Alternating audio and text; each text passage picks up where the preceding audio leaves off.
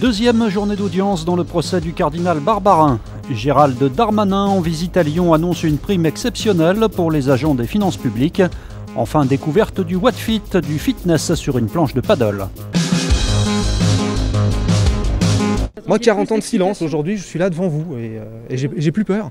Le silence au cœur de ce deuxième jour de procès Barbarin, celui de l'Église toutes ces années alors que les agissements du père Prénat étaient connus, mais celui aussi adopté aujourd'hui par certains cités à comparaître. Après Pierre Durieux, à l'époque directeur de cabinet du cardinal, c'est Régine Maire, alors en charge de la cellule d'aide des victimes, qui a invoqué ce droit ce matin.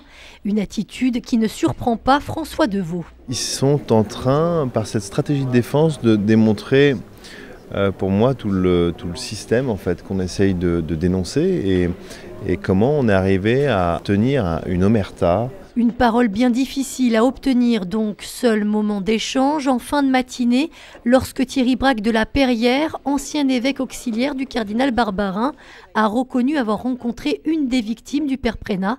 C'était en juin 2011. J'ai toujours affirmé qu'il m'avait dit droit dans les yeux, Prénat n'est plus au contact d'enfants et nous l'avons à l'œil. J'ai pu noter dans certaines déclarations de presse il y a quelques années qu'il ne se souvenait pas de notre rendez-vous, ce qui m'avait un petit peu heurté, pour le moins. Aujourd'hui, il s'en souvient, donc je suis quand même ravi qu'il ait recouvré la mémoire, ne serait-ce que sur ce point. Et je suis ravi que, de nouveau, droit dans les yeux, ils me disent effectivement, je ne me souviens pas vous avoir dit ça, je ne peux ni le confirmer ni l'infirmer. C'est effectivement tout ce que j'attendais. Des auditions des 6 prévenus qui ont d'ailleurs duré plus longtemps que prévu. Le procès qui devait se terminer demain continuera finalement jusqu'à jeudi. Nous ferons au mois de février une prime de 200 € pour les 40 000 agents des finances publiques qui aujourd'hui, bien sûr, sans doute, ont une petite surcharge de travail. C'est la déclaration surprise de Gérald Darmanin ce matin à Lyon.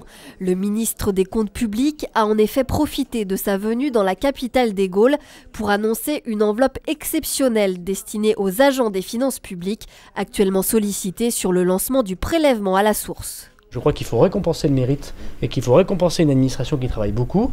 On a donc décidé cette prime exceptionnelle pour les 40 000 agents, notamment ceux qui répondent au téléphone, les dames et les messieurs de l'accueil. Et c'est pour ça que nous débloquons 8 millions d'euros pour ces 200 € de prime. Dans le Rhône, 700 agents sont concernés par ce coup de pouce financier, justifié également par le passage sans fausse note à ce nouveau système de ponctionnement de l'impôt. Le ministre s'est d'ailleurs voulu une nouvelle fois rassurant sur cette réforme. Un certain nombre de choses ont été faites automatiquement par l'administration, sans qu'il y ait de démarche à faire du contribuable. Par exemple, 65% des Français ont un contrat de mensualisation, c'est-à-dire qu'ils étaient prélevés le 17 du mois. Nous avons évidemment arrêté tous les contrats de mensualisation de ces 65% des Français. Nous avons aussi un certain nombre de questions sur les réductions d'impôts, sur les crédits d'impôts. Nous avons annoncé que 8 millions de contribuables vont recevoir le 15 janvier sur leur compte en banque directement les crédits d'impôt. Les centres des impôts resteront malgré tout en alerte dans les prochaines semaines pour répondre aux interrogations des contribuables. Mais sachez que toutes les démarches peuvent aussi se faire sur le site impôts.gouv.fr. Fermeture pour la salle de spectacle de la Bourse du Travail. La ville de Lyon vient de prendre un arrêté en urgence entraînant l'annulation d'un spectacle dont les billets seront remboursés. En cause, le système de sécurité incendie jugé défaillant et compromettant la sécurité du public. La salle de 2000 places est donc fermée pour travaux. Elle pourrait rouvrir au mieux en fin de semaine. Le chiffre du jour, 300 230 visiteurs ont été accueillis en 2018 au musée des Beaux-Arts de Lyon. 30% de ces visiteurs étaient âgés de moins de 26 ans. Une fréquentation en légère baisse avec 50 000 entrées en moins par rapport à 2017 qui avait été une année record pour le musée avec l'exposition Matisse. L'actuelle exposition consacrée à l'empereur Claude se poursuit quant à elle jusqu'au 4 mars.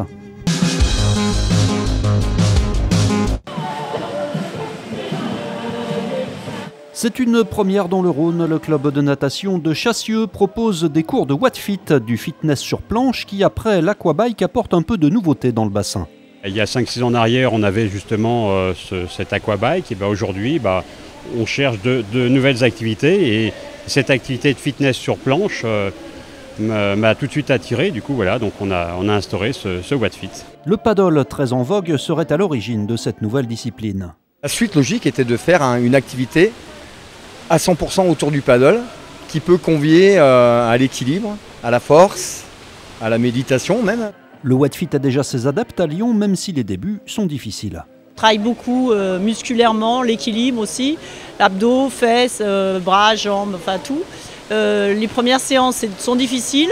Aujourd'hui, c'était pas plus facile, le cours était comme d'habitude, mais on a d'expérience et on tombe moins que les premières séances. L'intensité couplée au déséquilibre, c'est incroyable. Je n'ai jamais fait. Bon, en salle ou en complément d'activité, on sait ce que c'est que la musculation, le renforcement musculaire, mais là, couplé sur ce déséquilibre de la planche, c'est vraiment incroyable. Et puis le fait de pouvoir se rafraîchir de temps en temps sur une chute, ou volontaire ou involontaire, non, c'est vraiment très bien. Les séances durent 55 minutes. Elles sont proposées au club de Chassieux le lundi, mercredi et vendredi.